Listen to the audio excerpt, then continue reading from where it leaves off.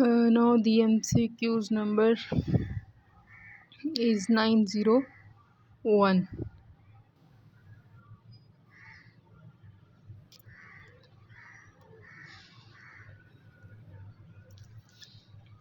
Is which of the following vaccine are indicated before splenectomy? Haemophilus, meningococcus, pneumococcal, pneumovax 23, all of the above. So all of the above, these are all vaccines which are indicated before splenectomy, H influenza की, मेनिंजोकोकस और pneumococcal की। तो एक table दिया हुआ है जिसमें उसने बताया कि चाइल्ड की एज अगर लेस देन 2 ईयर कौन सी अब वैक्सीनेशन का दिया और इसकी कीमोप्रोफिलैक्सिस क्या है। Guidelines for patient after splenectomy, child less than 2 year age है, vaccination with pneumococcal vaccine, H influenza B, meningococcal vaccine after 2 years of age. तो एंटीबायोटिक्स, डेली प्रोफाइलेक्टिक एंटीबायोटिक्स, अगर पेशेंट की स्प्लीनेक्टमी हुई है लेस देन 2 ईयर की age में, vaccination कर दी इसकी pneumococcal, H influenza, meningococcal vaccine की आफ्टर 2 ईयर्स ऑफ एज करेंगे। और एंटीबायोटिक प्रोफाइलेक्टिक डेली देनी है। Child 2 to 18 years of age की है, चाइल्ड की age, then vaccination with pneumococcal, H influenza, meningococcal vaccine before discharge after splenectomy. तो patient को डिस्चार्ज करने से पहले आपने स्प्लीनेक्टमी के बाद ये तीनों वैक्सीन कर देनी है। रीवैक्सीनेट करना है, ये आपने कब करना है, with pneumococcal vaccine eight 3 to 5 years intervals. Pneumococcal vaccine से आपने 3 to 5 ईयर्स के इंटरवल से आपने न्यूमोकोकल के लिए उसको रीवैक्सीनेट करना है। Need for revaccination with H influenza B and meningococcal vaccine unclear. तो एच इन्फ्लुएंजा और मेनिंजोकोकल के लिए कब रीवैक्सीनेट वगैरह करना होता है, इसकी ज़रूरत कब हमें फील होती है, इसका क्लियर नहीं है आइडिया, दैट इज़ अनक्लियर। तो अब आपने क्या करना है, लेस देन 2 ईयर एज थी तो तीनों जो ऑर्गेनिजम्स हैं उनके अगेंस्ट आपने वैक्सीनेशन कर देनी है आफ्टर 2 ईयर्स ऑफ एज। जब बच्चा 2 साल का हो जाएगा, लेस देन 2 ईयर के चाइल्ड में स्प्लीनेक्टमी हुई है, जब उसको 2 साल के बाद जाके उसको आपने ये वैक्सीनेट करवाना है, डेली प्रोफिलैक्टिक एंटीबायोटिक्स देते रहना है। देन हमारे पास आ जाता है 2 to 18 ईयर चाइल्ड की एज है। तो इस एज में आपने तीनों ये जो हैं ऑर्गेनिजम्स, इनके अगेंस्ट आपने वैक्सीनेशन कर देनी है पेशेंट को डिस्चार्ज करने से पहले, जब उसकी स्प्लीनेक्टमी की है। और जो न्यूमोकोकल की है उसकी 3 to 5 ईयर्स के इंटरवल से करना है रीवैक्सीनेट, बाकी दोनों का अनक्लियर है। देन इसका बताया हुआ है कि डेली प्रोफिलैक्टिक एंटीबायोटिक्स करनी है, ड्यूरेशन कॉन्ट्रावर्शियल है, 2 year after splenectomy through age 21 year, stand by anti pneumococcal antibiotics after discontinuation of daily prophylactic antibiotics. Daily prophylactic antibiotics की जब आप करेंगे डिसकंटिन्यूएशन, तो आपने क्या करनी है, stand by anti pneumococcal antibiotics देनी है। ठीक है। देन आ जाता है adult more than 18 years of age, और इसमें भी आपने वैक्सीनेट कर दिया pneumococcal, H influenza, meningococcal vaccine before discharge after splenectomy, same उसी तरह जैसे हमने 2 to 18 ईयर्स की एज पे किया। एंड देन अब हमने रीवैक्सीनेशन देखनी है, consider pneumococcal revaccination at 3 to 5 years interval. तो सेम हो गया लेस देन 18 वाले के साथ। नीड फॉर रीवैक्सीनेशन, इसका भी इन दोनों के लिए अनक्लियर है। एनुअल, फिर उसके बाद एनुअल इन्फ्लुएंजा वैक्सीन देंगे। और वही इसकी जो एंटीबायोटिक्स हैं मोर देन 18 ईयर, यहाँ पे ऑप्शनल डेली एंटीबायोटिक प्रोफाइलैक्सिस हैं, और पहले नंबर पे ऑप्शनल होगी। एंड देन स्टैंड बाय एंटीन्यूमल न्यूमोकोकल एंटीबायोटिक्स। तो ये इसका इजी सा था, एंटीबायोटिक्स देने हैं, वैक्सीनेट कर देना है तीनों के लिए, डिस्चार्ज से पहले करनी होती हैं। और 2 ईयर लेस देन 2 ईयर वाले को जब उसकी एज 2 ईयर कम्प्लीट हो जाएगी तब आपने उसको वैक्सीनेट करना है। न्यूमोकोकल की 3 to 5 ईयर के इंटरवल से करनी होती है, बाकियों का अनक्लियर है। Possible daily prophylactic antibiotics regime include, तो इसने बता दिया कि पॉसिबल जो डेली प्रोफिलैक्टिक एंटीबायोटिक्स की रजीम है वो इंक्लूड करते हैं penicillin, amoxicillin, clavulin acid, trimethoprim, sulfamethoxazole, या फिर trimethoprim erythromycin for patients who are penicillin allergic. 14 days before splenectomy, 14 days after splenectomy,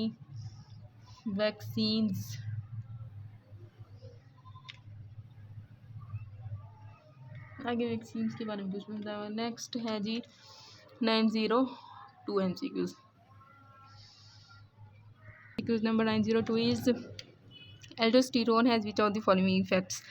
sodium की reabsorption from renal tubules, potassium reabsorption from renal tubule, hydrogen की reabsorption, potassium की secretion, sodium की secretion into renal tubules. तो aldosterone का क्या function होता है, इसने सोडियम की सिक्रीशन करनी होती है इनटू रीनल ट्यूब्यूल, सोडियम के लिए काम करता है एल्डोस्टेरोन। तो 903 इस टेटनी लाइक कन्वर्जन्स है एंड फेसिकुलेशंस है। Tetany like conversions and fasciculations can be seen with deficiency of which of the following: magnesium, potassium, selenium, sodium।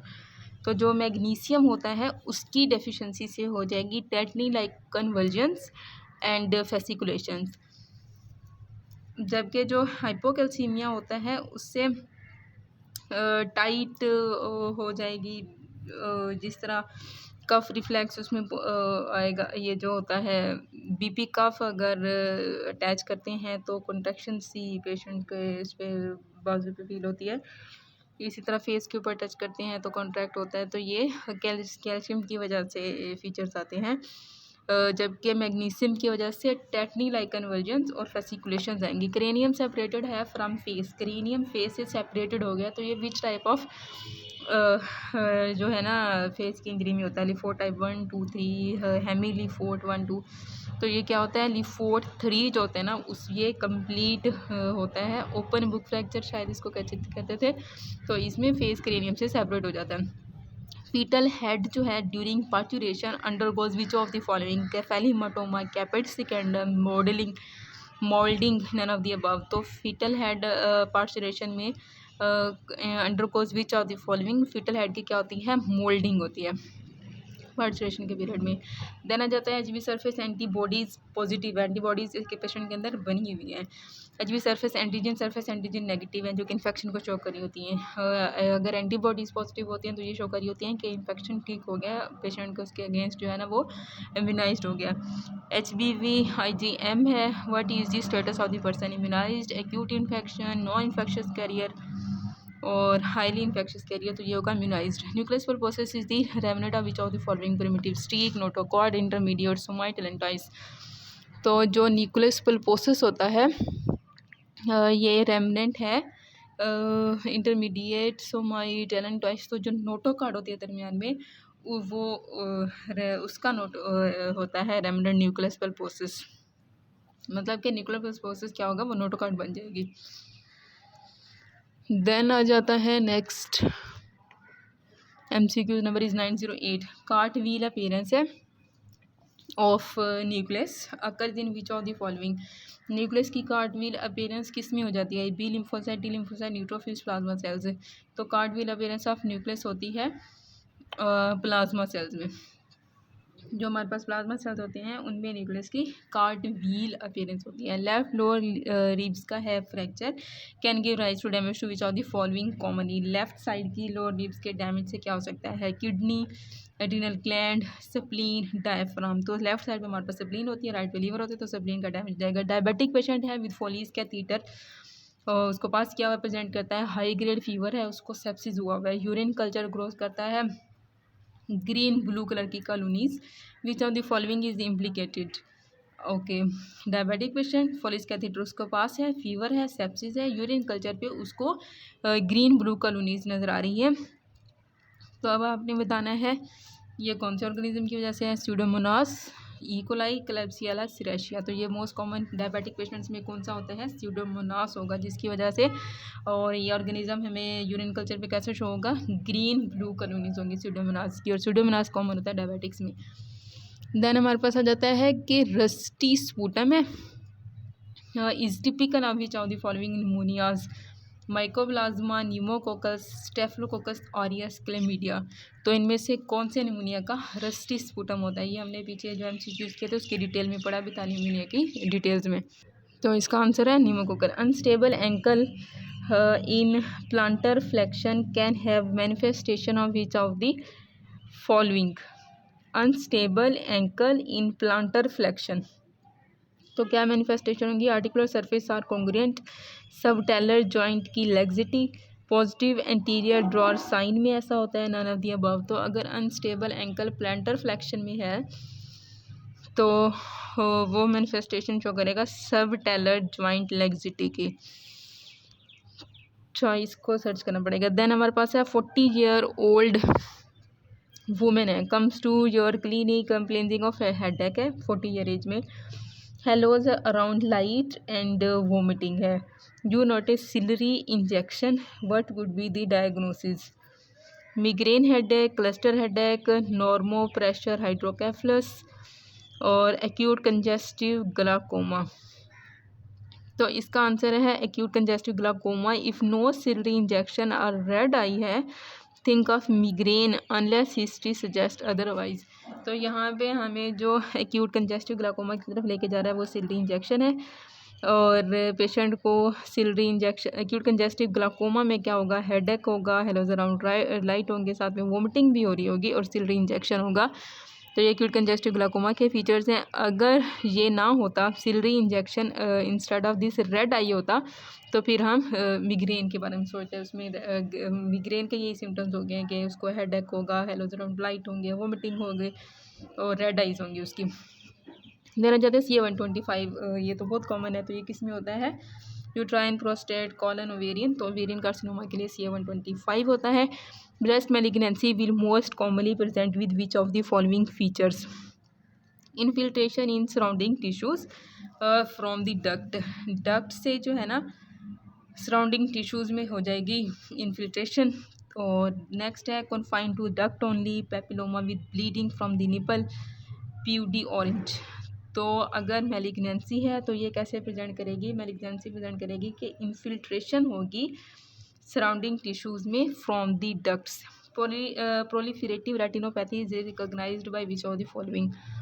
तो प्रोलिफरेटिव जो रेटिनोपैथी होती है उसको हम कैसे रिकॉग्नाइज करें? ये भी मोस्ट इंपॉर्टेंट है, मोस्ट कॉमन है, हर जगह पे MCQs पूछा होता है कि प्रोलिफरेटिव का हमें कैसे आइडिया होता है? नियोवास्कुलराइजेशन से, soft exudate, haemorrhages, macular oedema. तो proliferative retinopathy is recognised by the neovascularisation से। जाना जाता है कि ब्लीडिंग है from peptic ulcer occur due to erosion of which of the following? Peptic ulcer से ब्लीडिंग हो रही है तो वो कौन सी, कहाँ से इरोजन उस वजह से हो रही है? राइट गैस्ट्रिक आर्टरी की इरोजन से पेप्टिक अल्सर ब्लीड करता है। Common hepatic artery, gastroduodenal artery, splenic artery.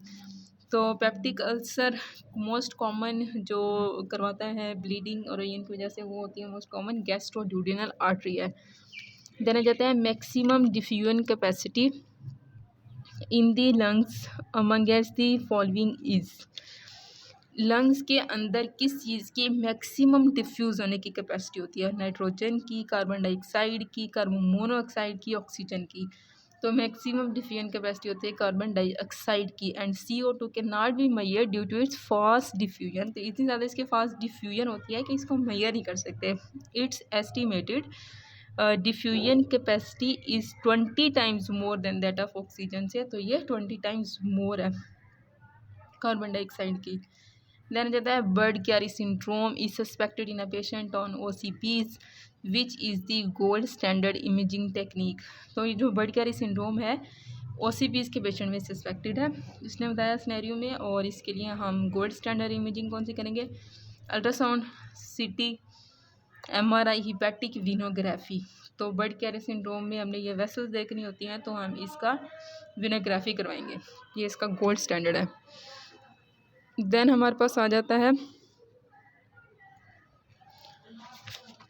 Aortic aneurysm is suspected in a patient with a pulsating abdominal mass at just above the umbilicus with a bruit.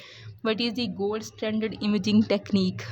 Aortic aneurysm suspected है, उसमें क्या है, वो किस तरह से सस्पेक्ट हो रहा है कि अबव दी अम्बिलिकस एक पल्सेटिंग मैस है और वो ब्रूई में भी आ रहा है। तो विद ब्रूई, तो हम इसको ब्रूई होता है जब आप स्टेप्स से सुनते हैं तो उसकी साउंड आ रही होती है, ऊपर सेट कर होता है। But is the gold standard imaging technique aortography करेंगे, CTA करेंगे, अल्ट्रासाउंड करेंगे या MRA करेंगे? एनर्जिम के लिए करते होते हैं CTA। तो बी में है CT ए होता है CT एंजियोग्राफी, तो CT एंजियोग्राफी करनी होती है। नेक्स्ट है जी, obturator nerve provide sensory innervation to which of the following. Obturator nerve sensory innervation किसको देगा? मीडियल थाई को, मीडियल काफ को, काफ तक तो ये ऑब्चुरेटर जाती नहीं है, लेटरल थाई को, एंटीरियर थाई को। तो ऑब्चुरेटर नर्व जो होती है ये मीडियल साइड पे होती है, तो वो जो ऑब्चुरेटर फोरामेन से निकल रही होती है स्टेबुलम के पास, तो ये क्या है, सेंसरी सप्लाई करवाएगी मीडियल थाई को। Following viral upper respiratory infection, viral upper respiratory infection के which of the following can cause sudden death in large percentage of young adults and children. Following, उसको अपर रेस्पिरेटरी ट्रैक इन्फेक्शन है, तो उसके according following upper respiratory infection, तो ये young adults में ये करवा सकते हैं सडन डेथ। कैसे? पेरिकार्डाइटिस से, प्यूलिराइटिस से, मायोकार्डाइटिस से, हेपेटाइटिस से। तो अपर रेस्पिरेटरी इन्फेक्शन काज करवा देती है मायोकार्डाइटिस और इससे हो जाएगी सडन डेथ। तो ये पेरिकार्डाइटिस या प्यूलिराइटिस वगैरह नहीं है, myocarditis will be the answer. Then आ जाता है ciprofloxacin is an antibiotic that does which of the following. Ciprofloxacin एक एंटीबायोटिक है जो क्या करती है, DNA gyrase inhibition, inhibits peptidoglycan synthesis, prevents करती है cross linking in bacterial cell wall, affects 50 जो सब यूनिट होता है राइबोसोमल का इन बैक्टीरियल सेल्स। तो सिप्रो जो होती है ना, इसने टोपोआइसोमेरेज की इनहिबिशन ये कर रहा होता है, तो इसमें ऑप्शन है DNA गाइरेज टोपोआइसोमेरेज की इनहिबिशन का काम करती है। देन आ जाती है वेरी लॉन्ग चेन जो फैटी एसिड्स होते हैं, very long chain fatty acids beta oxidation occurs in which of the following sites. अच्छा, बीटा ऑक्सीडेशन कहाँ होती है? Mitochondria, cytoplasm, peroxisomes, lysosomes. तो very long chain fatty acids की बीटा ऑक्सीडेशन होती है पेरोक्सीसोम्स में। ओके, देन है मेल है with tall stature, small testis and some breast tissues is likely to have which of the following on karyotyping. Male है तो उसमें XYY, XXY, XOXXY, तो इसको होगा क्लाइनफेल्टर सिंड्रोम, जिसमें क्या होगा XXY।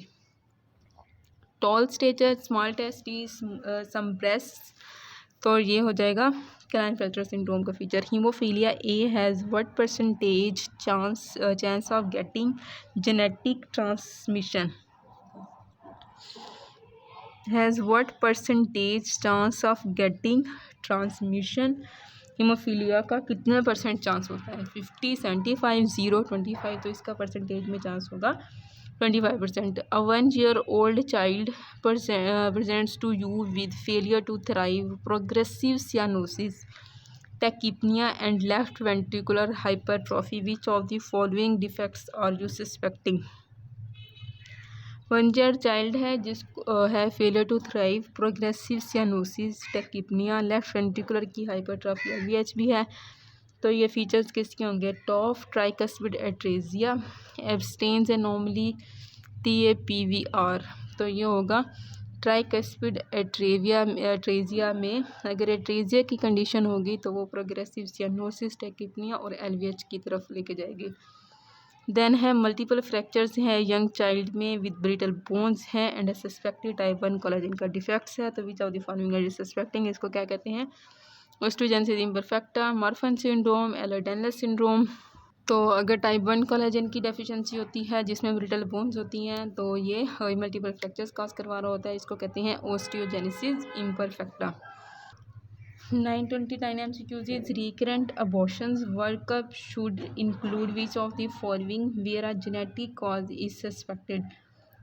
रिकरेंट abortions है तो जेनेटिक कॉज के लिहाज से आपने बताना है कि कौन सा workup should include.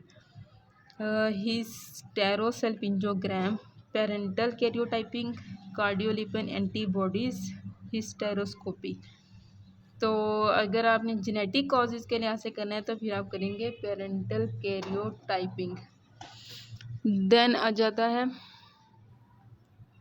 A female comes to you with a small outpouching है above the right above where her cesarean section was done ना cesarean scar से ऊपर एक small outpouching है और उसका cesarean हुआ था 10 years ago and had 2 previous cesareans before the last one. What is the likely diagnosis? Scar dehiscence, incisional hernias, speculation hernia, femoral hernia. तो इंसिजनल साइड पे तो ये क्या होगा, इंसिजनल हर्निया होगा. इंसिजनल हर्निया के बाद आ जाता है कि a person is to be started on TPN total parenteral nutrition भी अगर उस पेशेंट को किया है. Which venous access is indicated. तो टीपीएन के पेशेंट को हम वीनस एक्सेस कहाँ से करेंगे, मीडियन क्यूबिटल वेन, वेरिकोसेफेलिक vein, basilic vein, subclavian when. तो ऐसे पेशेंट्स की सब क्लेवियन वेन के अंदर वीनस एक्सेस की हुई होती है, वहीं से उसको मेजर फ्लूइड्स वगैरह जा रहे होते हैं.